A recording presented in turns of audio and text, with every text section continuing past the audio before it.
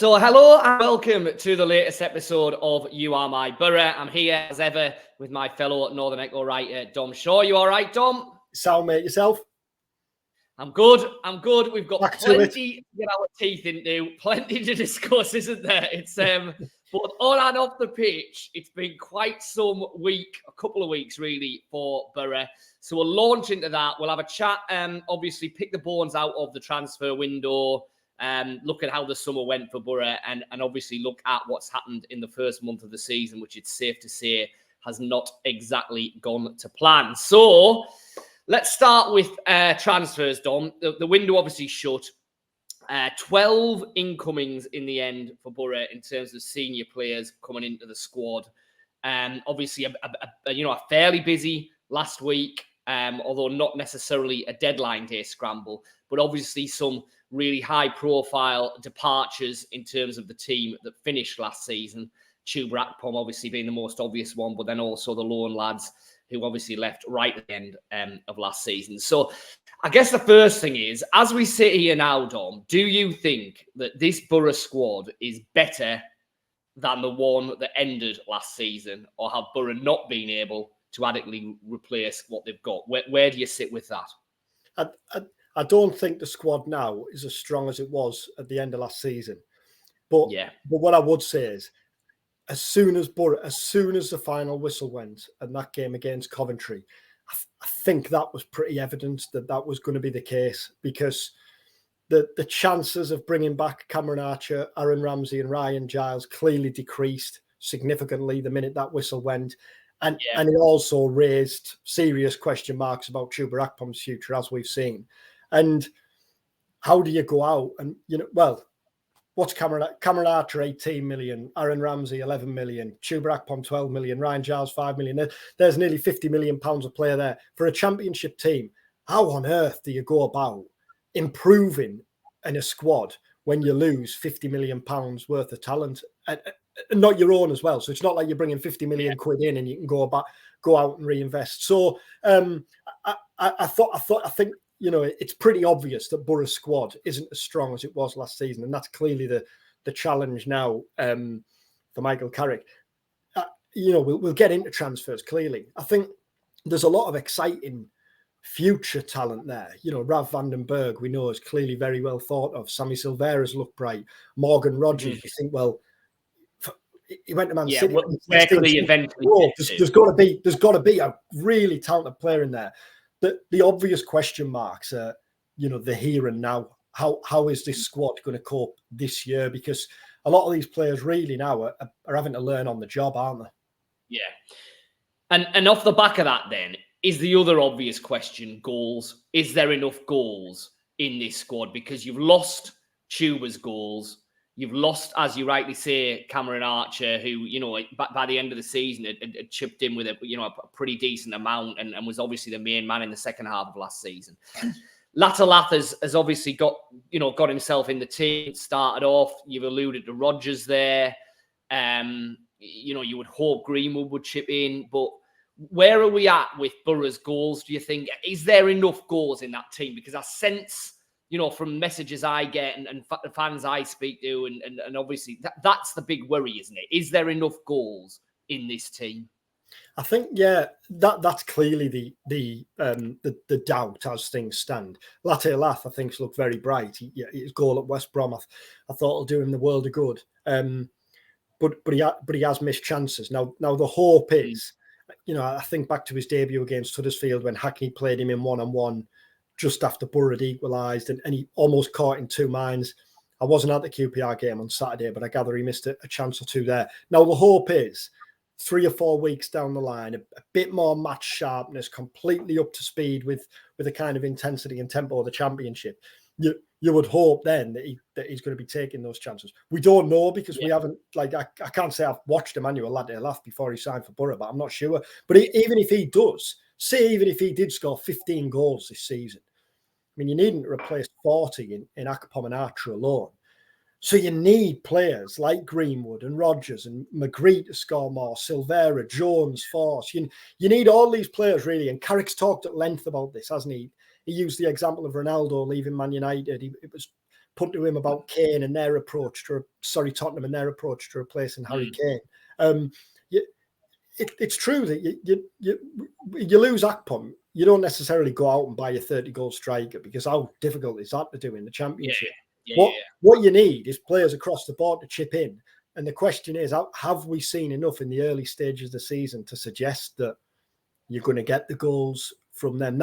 That's clearly been a worry for Boro, hasn't it? In the early stages, they haven't been clinical enough. They could have got something at West Brom. Again, let's say I wasn't at QPR, but I gather there was clearly missed chances there in the first half. Huddersfield, they created enough chances to win the game twice over. So that's the question mark. And the other thing is, there's clearly quite a lot of pressure on Latilath as well, although Josh Coburn will be itching for a chance, won't he? And we've seen that Coburn knows how to put the ball in the net. And suddenly you're looking at Josh Coburn and think, well, he might have a big part to play. And this time last week, he looked certain to go out on loan, which again, I'm sure we'll talk about. But that's clearly the issue. But then I think the other thing is defensively, at West Brom, it was chaotic at the back.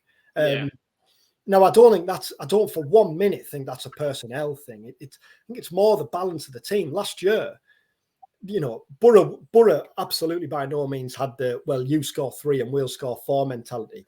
But the balance of the team was set up to, even if they concede 1, you'd back them to score 2. Whereas this year now, you can't rely on Boro to score 2, 3, 4 goals in a game as things stand. So I think there's that defensive attacking balance that clearly needs to be resolved as well in the next few weeks. Yeah.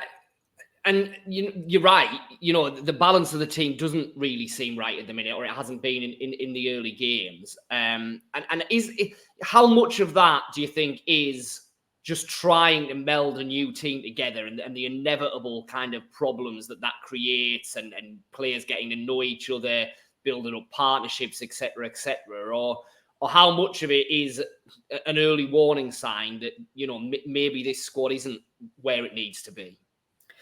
I think it's probably a bit of both, because Howson and Hackney, for example, last year they were immense together, weren't they? And yet against West Brom, Boro lacked the protection from the midfield. You watched that game and you thought Boro are crying out for a big imposing number 6 here, someone to kind of sit in front and offer that line of protection. Which is why I was saying I don't think it's just the personnel of, you're conceding goals. You point to Dale Fry and Darrell Lenihan at centre half. Tommy Smith had a torrid time at West Brom. Lucas Engels had a difficult start. You would hope there's a lot more from him to come. I'm sure there is. So I think it's probably a mix. I don't know what you think, but I think this international break has come at the perfect time for Boro. Now, I know they've got players away, so it's not ideal, but it just feels after the transfer window closed and the defeat on Saturday, you need that time to take stock, I think, don't you? Almost start again, really. Almost think, right, we start now. This is the start of our season. Yeah, no, I agree. I think these 2 weeks of Carrick getting his new squad together and starting to work out patterns of play is interesting. There's a few things off the back of that. I mean, let's talk about some of the signings then. Greenwood and O'Brien, who obviously were the two, kind of biggish names who came in that last week.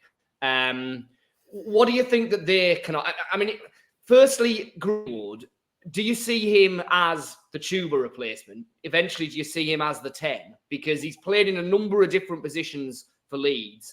He played in it. He was really a winger when he was a young lad at Sunderland primarily. But where do you see him fitting in? Do you see him not necessarily replacing Tuba in terms of what he does, but playing that role? Well, it was interesting.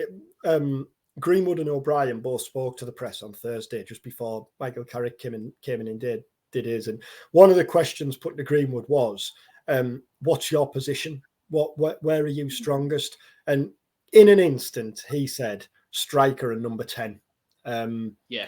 And, it was put to him that he'd actually played as deep as a centre midfielder for Leeds under Jesse Marsh. And he obviously laughed that off, really. And then purred about Bielsa and told him about him being a genius and all that he learned under him. But it was clear that he sees himself as a striker and a number 10. And I think that'll help. That bit of versatility will help. The fact he sees himself as a striker gives Carrick another option because, as I touched on, Latte and Coburn are probably your only out-and-out strikers now, aren't they? Well, they are your only out-and-out strikers. So I think you need that help. But you look at that and think it seems more of a fit as a number 10, don't you? Because Latte's come in clearly to lead the line. Boro did want a number 10. Rodgers has played there. We've seen flashes, but nothing to suggest that he's going to be your man for the full season yet. So I think Greenwood will play more at number 10.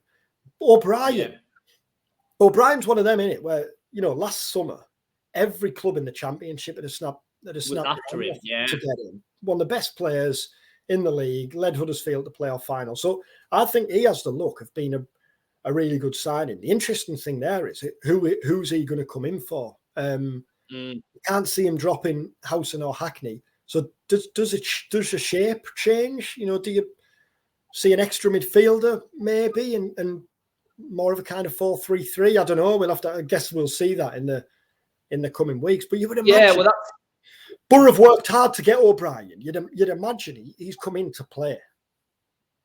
Yeah, it certainly feels a different signing to when Moat came last. Now, admittedly, Moat ended up playing a pretty, important role in those last few matches, but it always felt that he was coming in as cover. It doesn't really feel that with O'Brien, does it? You can't imagine that, he's desperate to get his career back on track, isn't he? He obviously had the potential deal that fell through that meant that he kind of was stuck. He then went out to America, didn't he, for the second half of last season, played in the MLS.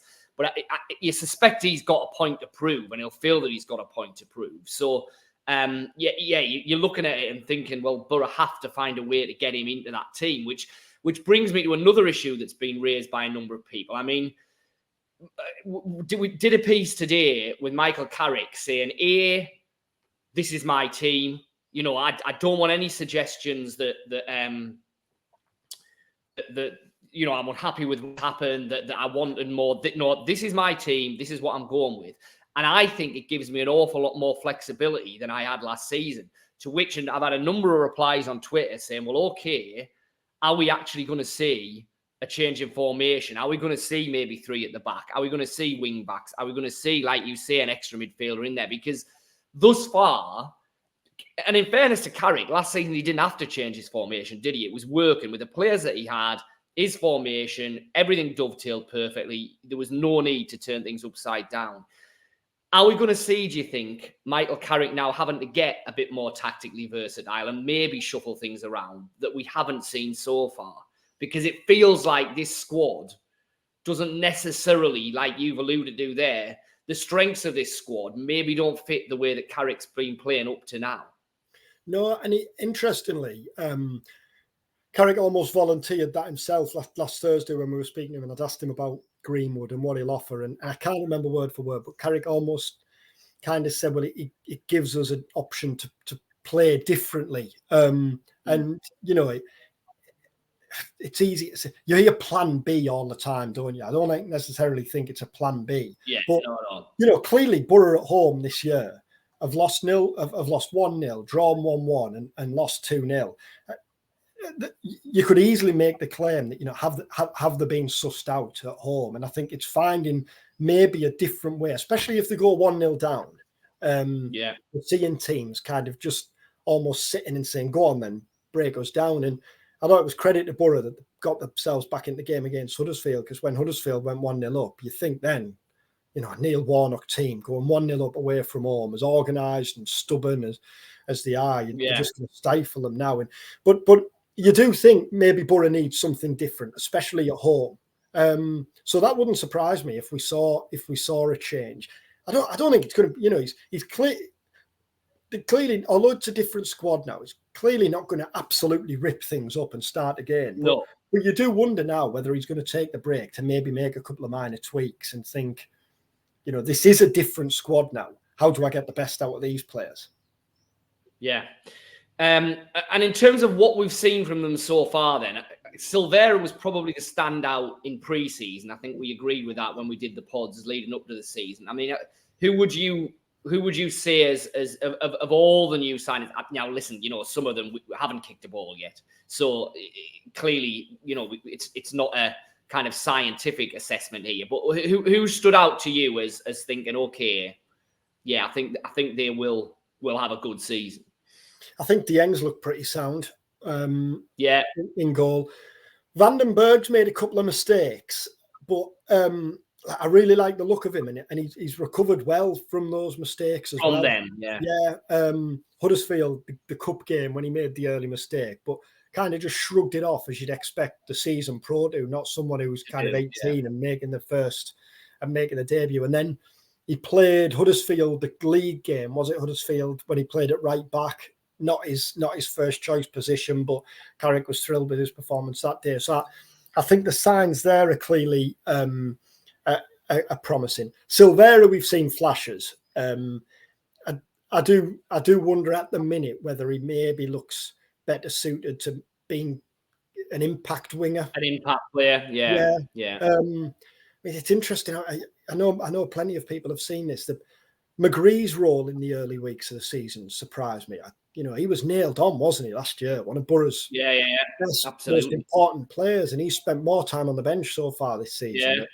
That's come as a surprise. And I think Latte Lath, I touched on there. I think Latte Lath, clearly question marks as to whether he's going to be prolific, but he certainly looks to be a handful. And I think he's had a bright start.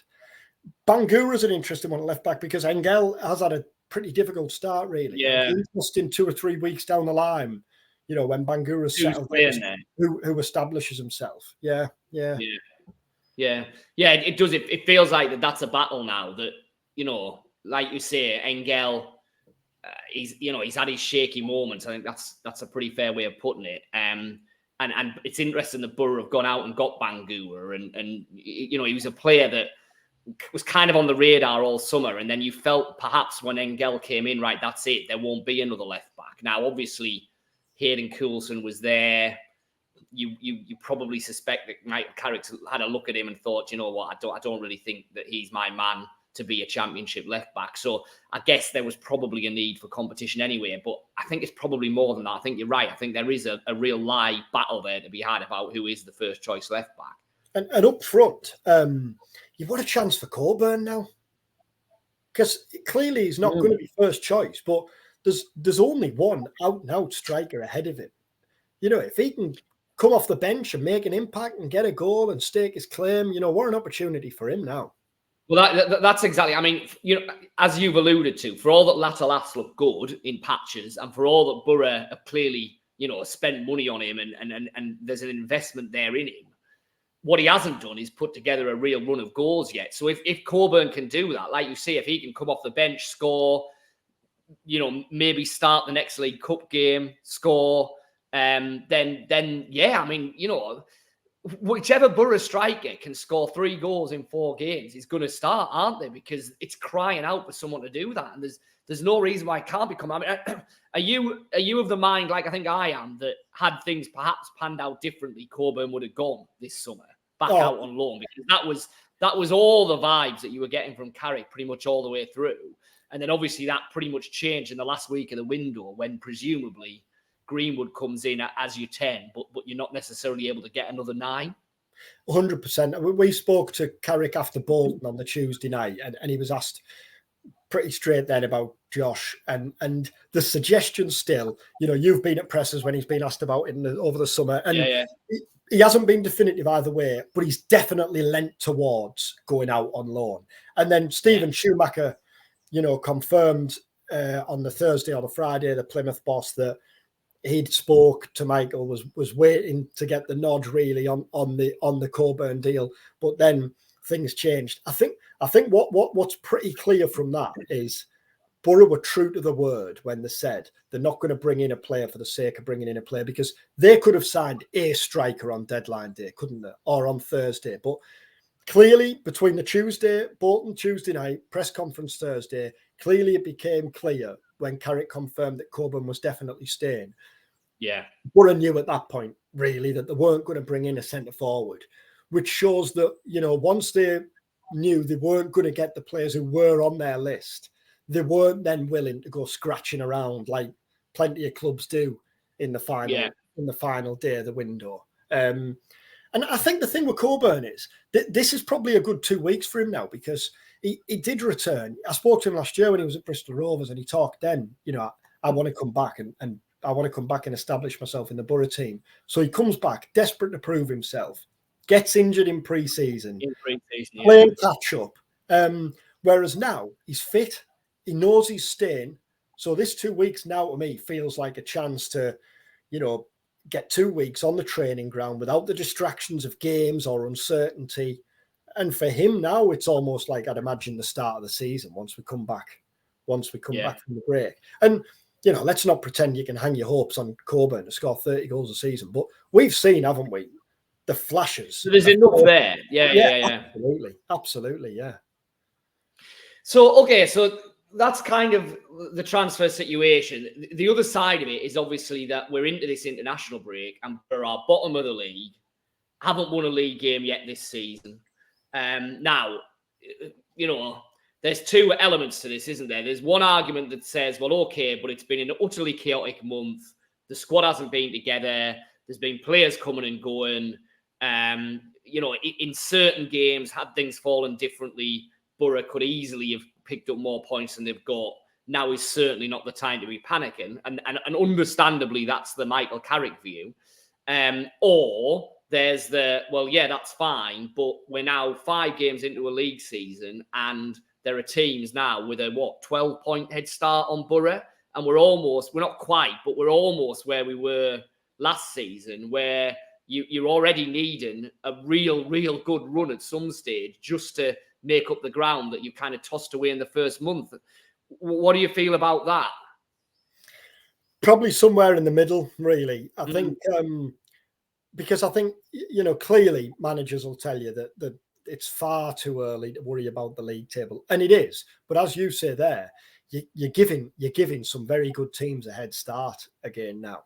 Yeah. Teams like Leicester and Norwich have started well. I know they got beat at the weekend, but top end teams, Southampton again, I know they got a good thumping at the weekend. But you're giving these teams a head start. I don't think it's necessarily the league table that's worrying. I think it's more the kind of general performances, because I know Carrick's being encouraged, as he says, but really the only good performance has been the Huddersfield game.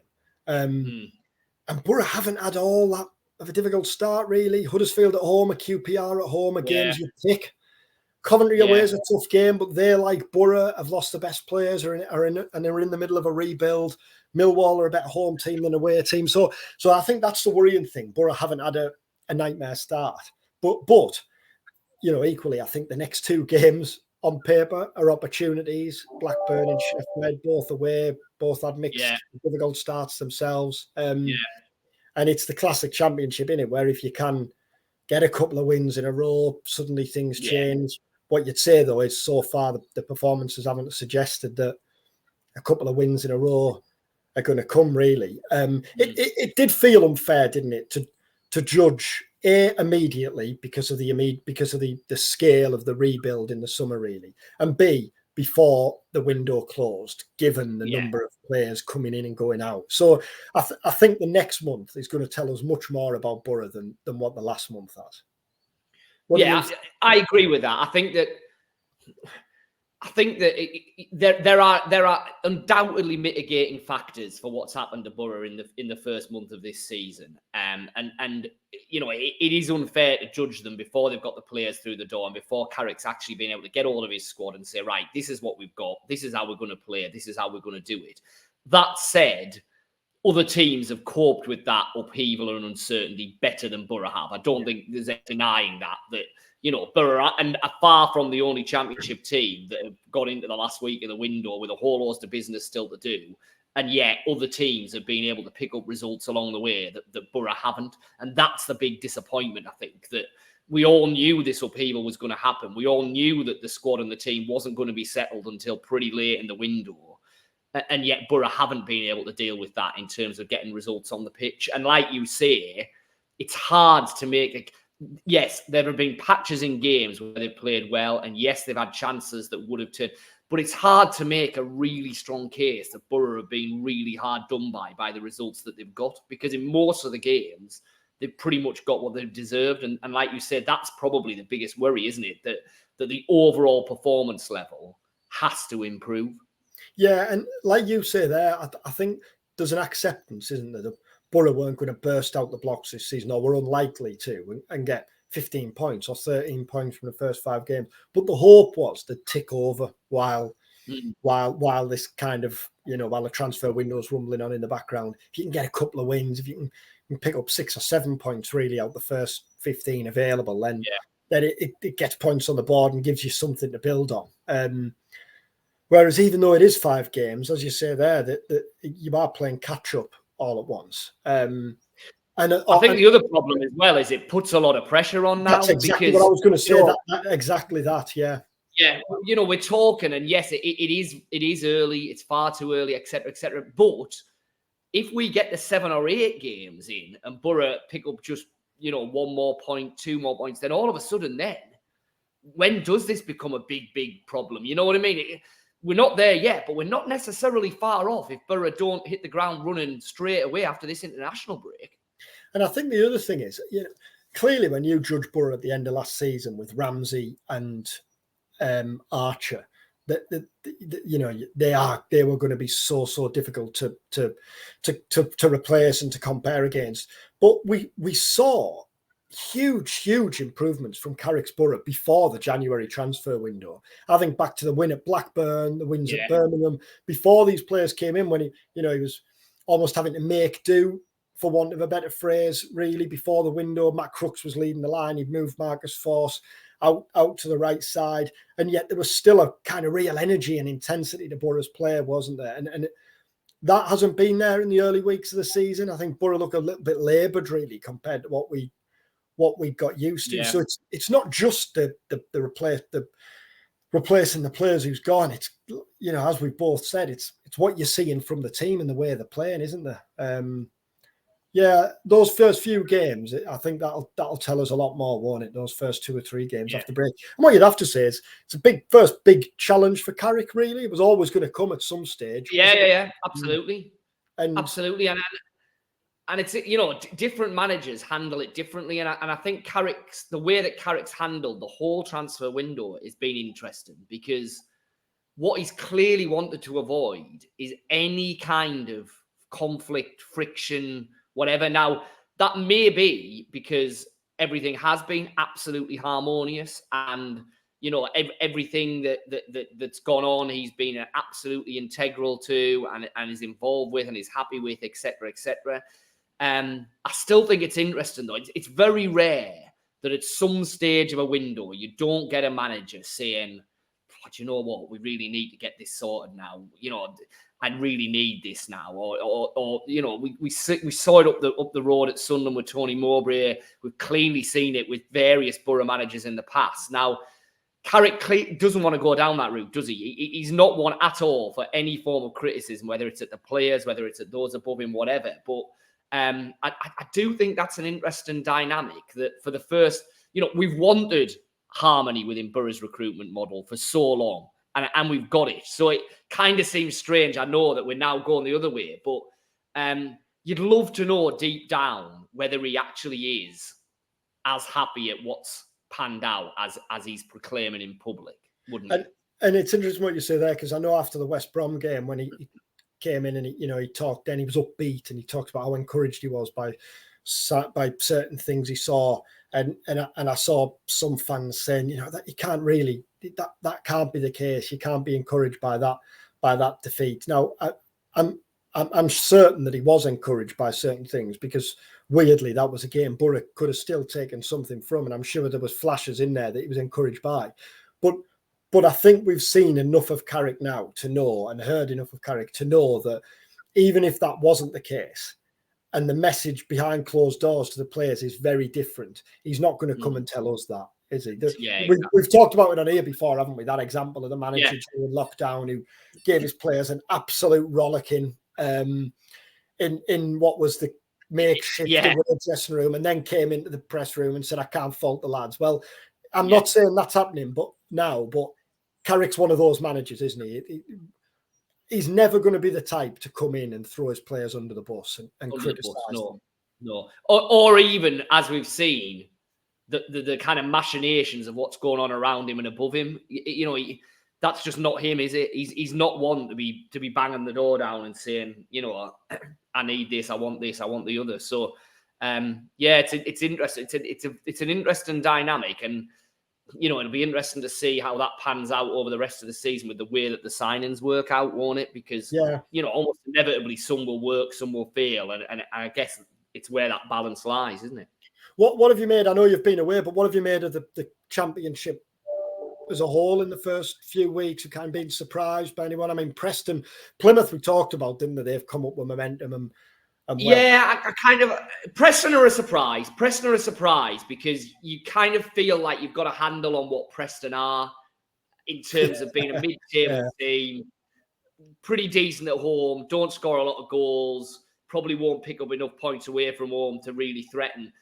They've been a surprise, but it's early, isn't it? I mean, this time last year, QPR were top of the table, weren't they? And look what happened there. Now, I'm not going to say that's with Preston, but I suspect Preston will regress back to where they were.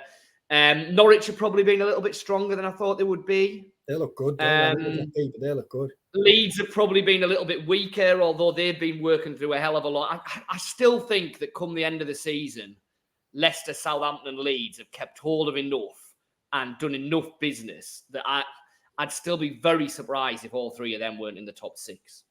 And like you say, yes, Southampton have had a thumping, Leicester had a size defeat, Leeds haven't necessarily hit the ground running, but I still think they'll be up there, don't you? Yeah, I was at that Sunderland-Southampton game, and I went up there kind of expecting to see a $1 million Southampton team, really. They've managed to keep all the Shea Adams. They've obviously signed Ross Stewart, although he clearly wasn't playing. And even when Sunderland went 2-0 up early on, you thought this could turn. You were kind of waiting for Southampton to turn it on.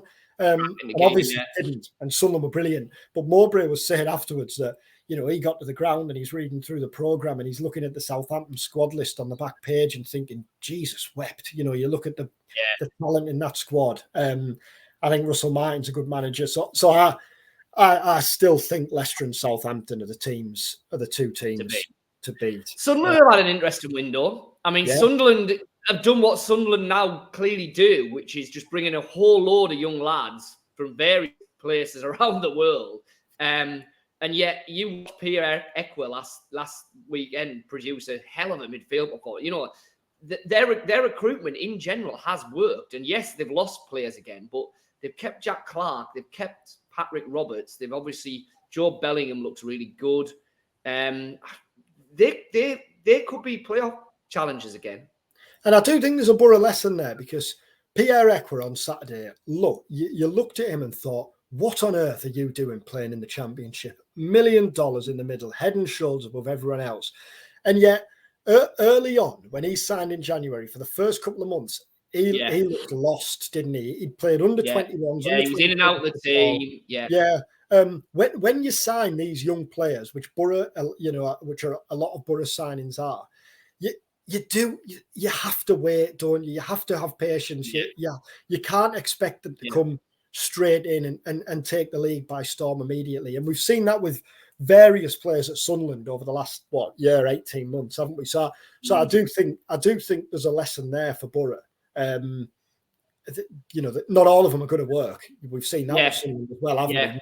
Not all of them work. Some of them not flop, but some of them struggle to adapt and go on and flourish, thrive elsewhere. But it's too early to judge the likes of Vandenberg and Silvera and Latte Lath and the rest of Boro's young signings. Morgan Rogers. Clear example. It's far too early to judge them, isn't it? It is. It absolutely is. I agree. And you've got to be patient. You've got to give these lads a chance. I guess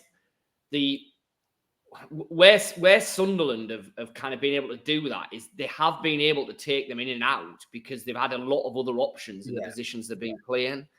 Is that the worry? Certainly with Latte Lath, that if you want to take him out of the firing line for a few games or give him a rest or whatever, as we've alluded to, you probably turn into Josh, aren't you? And that might work. Listen, it might work. But yeah, that I think is my biggest takeaway. My biggest worry from everything finishing is, have they got enough options up front? And I think the stand or fall on that, because ultimately, as you've said, if they haven't, then I'm not sure that there's enough goals in the rest of the team to get them in, into the playoffs, into wherever that they want to be. And I think the other thing, the other thing on the young players is, and this is the same for Sunderland as well this year, they're also dealing with expectation, because after last season, the expectation clearly is, well, we're going to compete again at the top. So whereas these young players at Sunderland, for example, came in and the plan was a season of consolidation. This season, obviously, you're surprisingly finishing the top 6. You want to build on it, and it's the same with Boro, isn't it? They're signing for a team and a club that want to compete again at the top. So that doesn't give you that kind of bedding in period that you might ordinarily hope for. So we'll see. Well, we will see, and we'll hopefully have you with us as we do see it. As I say, back now, all systems go. We've got a guest lined up for the back end of this week, obviously with it being the international break, no game to preview. Keep your eyes peeled for that. And then we'll have 2 video casts, pods, if you listen to them that way, next week, obviously building up to the Blackburn game and the return of the Championship after the international break. For now, though, thanks for watching You Are My Boro, or thanks for listening, if that's the way that you've been doing it. And we will see you again at the back end of the week for another edition. Have a good week, and thanks for watching You Are My Boro.